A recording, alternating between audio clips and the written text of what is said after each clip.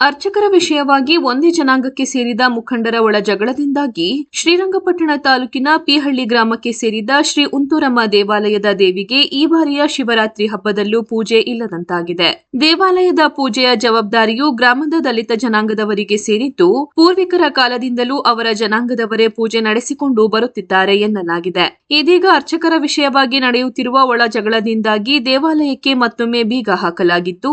ಹಿಂದೆ ಗ್ರಾಮದ ಬೋರಯ್ಯ ಎಂಬುವವರು ಅರ್ಚಕರಾಗಿ ಕಾರ್ಯನಿರ್ವಹಿಸುತ್ತಿದ್ದು, ಅವರ ಕಾಲಾನಂತರ ಅವರ ಮಗ ಜಯರಾಮು ಅವರನ್ನು ದೇವಿಯ ಸೂಚನೆ ಮೇರೆಗೆ ಅರ್ಚಕರಾಗಿ ನೇಮಿಸಲಾಗಿತ್ತು. ಜಯರಾಮು ಸರಿಯಾಗಿ ಪೂಜೆ ಸಲ್ಲಿಸದೆ ಜೊತೆಗೆ ದೇವಾಲಯಕ್ಕೆ ಬರುವ ಭಕ್ತರೊಂದಿಗೆ ಅವಾಚ್ಯ ಶಬ್ದಗಳಿಂದ ನಿಂದಿಸುತ್ತಿದ್ದ ಆರೋಪದಡಿ ಕಳೆದೊಂದು ವರ್ಷದ ಹಿಂದೆ ಅವರ ಬದಲು ನಾವೇ ಪೂಜೆ ನೆರವೇರಿಸಲು ಮುಂದಾಗಿದ್ದಾಗಿ ದೇವಾಲಯದ ಟ್ರಸ್ಟ್ ಅಧ್ಯಕ್ಷ ಪರಮೇಶ್ ತಿಳಿಸಿದ್ದಾರೆ.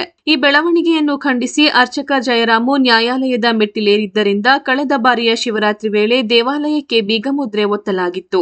ಇದೀಗ ಮತ್ತೊಮ್ಮೆ ಶಿವರಾತ್ರಿ ಹಬ್ಬ ಎದುರಾಗುವ ಕಾರಣ ಟ್ರಸ್ಟ್ನ ಸದಸ್ಯರು ದೇವಾಲಯದ ಬೀಗ ತೆಗೆದು ದೇವಿಗೆ ಪೂಜೆ ಸಲ್ಲಿಸಲು ಮುಂದಾಗಿದ್ದರು. ಇದಕ್ಕೊಪ್ಪದ ಅರ್ಚಕ ಜಯರಾಮು ದೇವಾಲಯದ ಅರ್ಚಕನಾಗಿ ನನ್ನನ್ನು ನೇಮಿಸಲಾಗಿದೆ.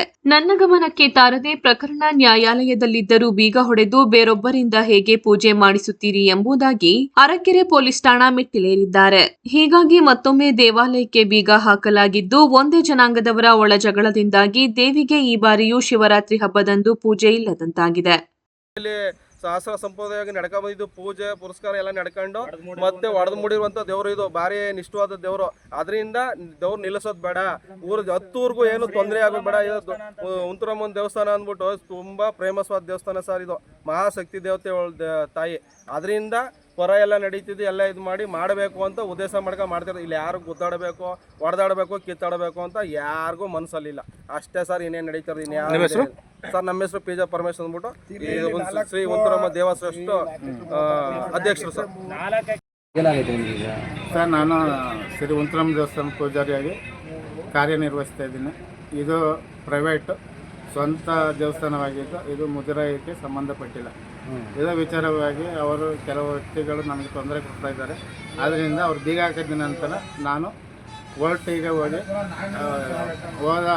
ಏಪ್ರಿಲಿಂದ ಕೋರ್ಟಿಗೆ ಸಿವಿಲ್ ಕೋರ್ಟಿಗೆ ದಾವೆ ಹೂಡಿದ್ದೀನಿ.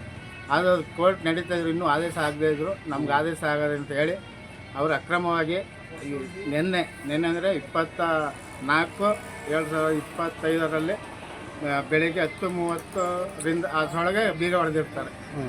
ಅದನ್ನು ಕೇಳಲು ಹೋಗಿ ನೀನು ಯಾರು ಕೇಳೋಕ್ಕೆ ಹಂಗೆ ಹಿಂಗೆ ಕೇಳಿ ತಳ್ಳಿ ನಾವು ಅದರಿಂದ ಮಾಡ್ತಾಯಿದ್ದೀವಿ ಇದರಿಂದ ಮಾಡ್ತಾಯಿದ್ದೀವಿ ಅಂತ ಹೇಳಿದಾಗ ನಾವು ಪೊಲೀಸ್ಗೆ ದೂರು ಕೊಟ್ಟಿದ್ದೀವಿ. ಅವರು ಇಲ್ಲ ಅದು ಕೇಸು ಆದೇಶ ಬರುವವರೆಗೆ ನೀವು ಮಾಡುವಂಗಿಲ್ಲ, ಅವರು ಮಾಡುವಂಗಿಲ್ಲ ಅಂತ ನಮಗೆ ಮಾಹಿತಿ ಕೊಟ್ಟಿದ್ದಾರೆ. ಅದನಂತರ ಅದನ್ನು ಮೀರಿ ಮತ್ತೆ ಈಗ ಪೂಜೆ ಮಾಡಲೇಬೇಕು ಅಂತ ಕೆಲ ಗ್ರಾಮರು ನಮಗೆ ತಿಳಿಸಿರ್ತಾರೆ. ಈಗೇನಾಗಬೇಕು ಅಂತ ಸರ್, ನಮಗೆ ಆದೇಶ ಆಗುವವರೆಗೆ ನಾವು ಬೀಗ ಲಾಕ್ ಆಗಲೇಬೇಕು. ದೇವಸ್ಥಾನ ಲಾಕ್ ಆಗಿರಬೇಕು. ಆದೇಶ ನಂತರ ಯಾರಿಗೆ ಬರ್ತದೆ ಅವರು ಪೂಜೆ ಮಾಡ್ಬೋದು. ನಿಮ್ಮ ಹೆಸರು? ಜಯರಾಮ್ ಅಂತ. ನಿಮ್ಮೂರು ಯಾವುದು? PHD sir. ತಂದೆ ನಮ್ಮ ಯಜಮಾನ್ರು ನನ್ನ ಮಗ ಈಗ 3 ತಲೆ ಅಲ್ಲ ಸುಮಾರು ವರ್ಷ ಆಯಿತು ಸರ್ ಮಾಡೋಕ್ಕೆ ಶುರು ಮಾಡಿ. ಕರ್ಕೊ ಬಂದಿರೋದು ಮನೆ ಒಳಗಡೆ ಬಂದೆ.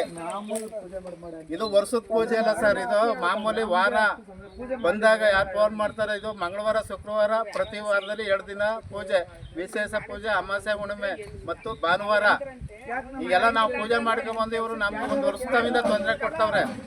ನಾವು ತೊಂದರೆ ಕೊಟ್ಟ ಮೇಲೆ ನಾವು ಕೋರ್ಟ್ಗೆ ದಾವೆ ಹೋಗಿ ಆ ದಾವೆಯಲ್ಲಿ ತೀರ್ಮಾನ ಆಯ್ತದೆ ಅದ್ರ ಮುಖಾಂತರ ನಾವು ದೇವಸ್ಥಾನಕ್ಕೆ ಪೂಜೆ ಬರುವ ಅಂದ್ಬಿಟ್ಟು ನಾವು ಪೂಜೆಗೆ ಅವಕಾಶ ಕೊಡಿ ಸ್ವಾಮಿ ಅಂತ ಕೇಳ್ಕೊಂಡು ದಾವೆ ಹೂಡಿದ್ದೀವಿ ಸ್ವಾಮಿ. ಪೂಜಾರಿ ಯಾರಿದ್ದಾರೋ ಅಷ್ಟೇ, ಇನ್ನೇನಿಲ್ಲ. ಹೊಡೆದಿರೋರು ಅವರು, ಹಾಕಿದವ್ರು ಅವರು ವರ್ಷದಿಂದ.